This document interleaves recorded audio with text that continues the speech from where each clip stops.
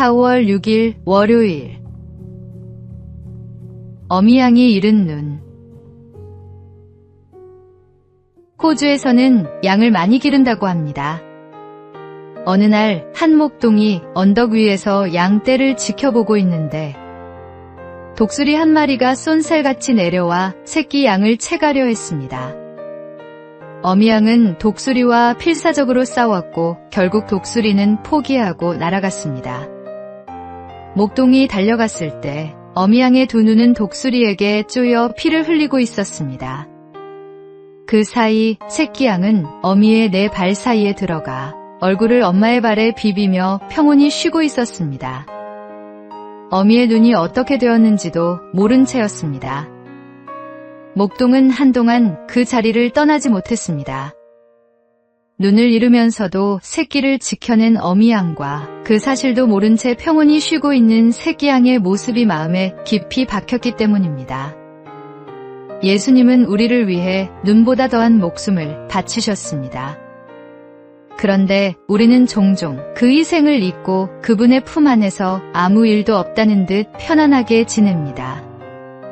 부활의 기쁨 뒤에는 십자가의 희생이 있었습니다. 오늘 우리를 위해 모든 것을 내어주신 예수님을 다시 한번 기억하십시오. 그분의 사랑은 오늘도 변함없이 우리를 감싸고 있습니다. 오늘의 말씀. 우리가 아직 죄인 되었을 때 그리스도께서 우리를 위하여 죽으심으로 하나님께서 우리에 대한 자기의 사랑을 확증하셨느니라. 오늘의 만나. 우리가 누리는 평안 뒤에는 주님의 희생이 있습니다.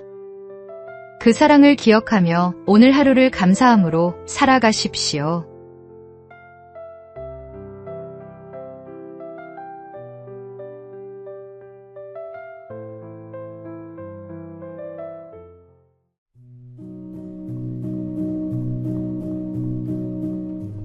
(4월 7일) 화요일. 집을 짓는 사람. 어느 마을에 집을 짓는 일꾼이 세 사람 있었습니다. 지나가던 나그네가 물었습니다. 무슨 일을 하고 계십니까? 첫 번째 일꾼이 대답했습니다. 보면 모르나요? 벽돌을 쌓고 있잖아요. 피곤한 얼굴로 투덜거리듯 말했습니다. 같은 질문을 두 번째 일꾼에게 하자 이렇게 답했습니다. 집을 짓고 있습니다. 내 가족이 먹고 살려면 돈을 벌어야 하니까요. 생계를 위해 일하는 사람의 표정이었습니다. 세 번째 일꾼에게 같은 질문을 했을 때 그는 환한 미소를 지으며 말했습니다. 저는 하나님의 집을 짓고 있습니다. 이곳에서 사람들이 하나님을 만나고 위로를 받고 새 힘을 얻게 될 것입니다. 제가 쌓는 이 벽돌 하나하나가 하나님께 드리는 예배입니다. 똑같은 일을 하지만 세 사람의 마음은 완전히 달랐습니다. 하나님께서 함께 하시지 않는 일은 아무리 열심히 해도 결국 헛됩니다.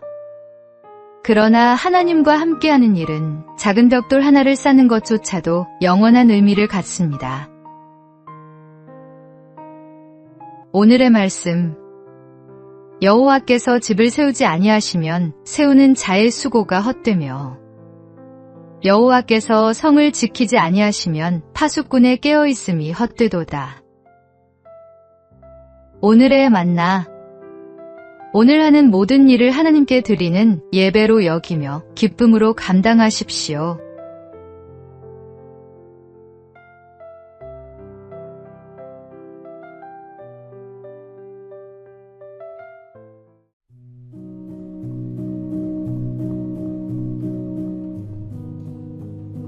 (4월 8일) 수요일. 먼저 비워야 채울 수 있다. 한 음악가가 제자를 가르치기 전 반드시 이렇게 물었다고 합니다. 전에 음악을 배운 적이 있습니까? 배운 적이 있다는 사람에게는 수업료를 더 받았고 처음이라는 사람에게는 오히려 낮춰 주었습니다. 사람들은 그 이유를 이해하지 못했습니다. 음악가는 이렇게 설명했습니다. 이미 배운 사람에게서는 먼저 잘못 굳어진 것들을 걷어내야 합니다. 그것이 새로운 것을 가르치는 것보다 훨씬 더 힘든 일입니다. 한번 몸에 밴 습관은 의식조차 하지 못한 채 반복됩니다. 내가 옳다고 믿어온 것들이 오히려 새로운 배움을 가로막는 벽이 되기도 합니다. 겉에 입은 낡은 옷을 벗고 새 옷을 갈아입기는 쉽습니다. 그러나 마음속 낡은 습관과 편견을 벗어내기는 훨씬 어렵습니다.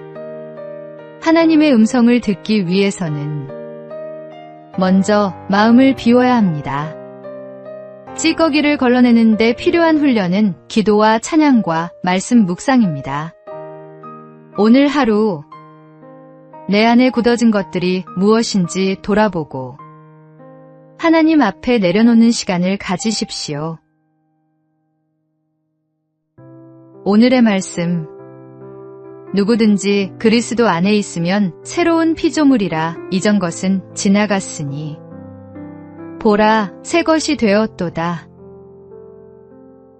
오늘의 만나.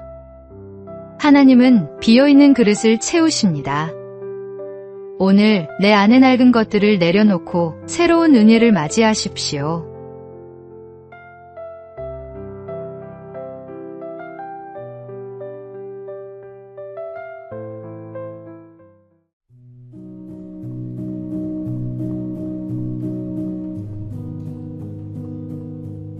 (4월 9일) 목요일. 꾸준함이 가장 강한 힘이다. 2026년 밀라노 동계올림픽에서 한국 선수단의 첫 메달을 안긴 주인공은 스노보드의 맏형 김상겸 선수였습니다. 스노보드 남자 평행대회전 결승에서 은메달을 목에 건 것입니다. 중학교 시절부터 스노보드를 탔던 그는 2014년 소치 올림픽에서 한국 선수 최초로 스노보드 종목에 출전하며 큰 무대의 문을 두드려 왔습니다. 그러나 오랫동안 메달과는 인연이 없었습니다. 이번 대회에서도 기대하는 사람은 많지 않았습니다. 그랬던 그가 30대 중반에 접어들어 서서히 결실을 맺기 시작했습니다. 결승에서 당당히 은메달을 따낸 뒤 그는 말했습니다. 스노보드는 제 인생이에요. 꾸준히 하다 보면 더 좋은 결과가 있지 않을까요? 신앙의 길도 다르지 않습니다. 지금 당장 눈에 보이는 열매가 없어도 포기하지 않고 한 걸음씩 나아가는 사람에게 하나님은 때를 따라 응답하십니다. 오래 기다리고 지칠 때가 있습니다. 그러나 포기하지 않는 한 걸음이 쌓여 결국 결승선에 닿습니다. 오늘의 말씀. 운동장에서 다름질하는 자들이 다 달릴지라도 오직 상을 받는 사람은 한 사람인 줄을 너희가 알지 못하느냐. 너희도 상을 받도록 이와 같이 다름질하라. 오늘의 만나. 지금 보이지 않는 결실 앞에 낙심하지 마십시오.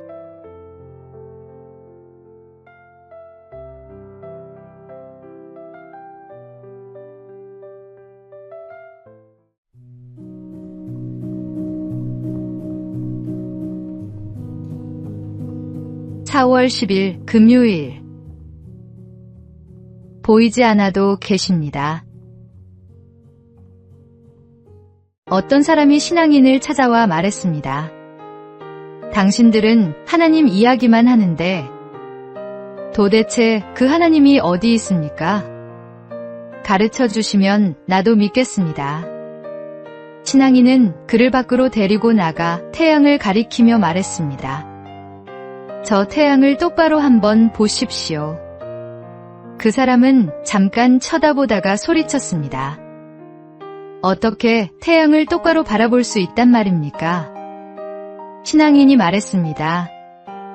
하나님이 만드신 태양조차 바로 볼 수 없으면서 어떻게 위대하신 하나님을 눈으로 볼 수 있겠습니까?